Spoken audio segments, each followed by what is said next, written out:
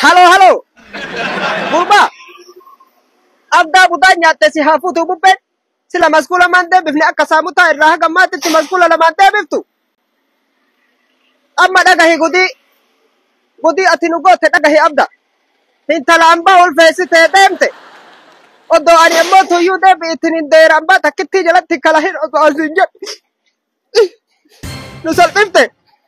Amma kunoo maayibaas ambaa keessaa nu darbani.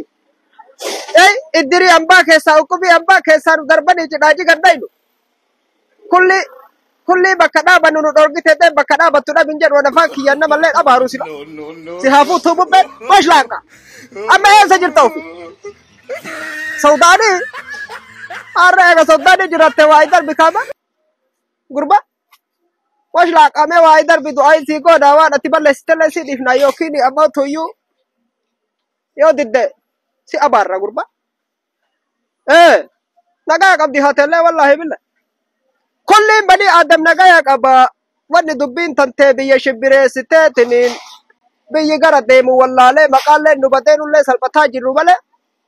Yoo waan kana tolchuu barbaadde dafiitinii waa as ergi. Jaarsota ambaallee waa itti uwwifnee dubbii jiru hintalallee akka jirtutti ni kaya sii goonee waan jiru kulli as takaakalleetiniin bani Adam waliin jireenya keenya itti fufna.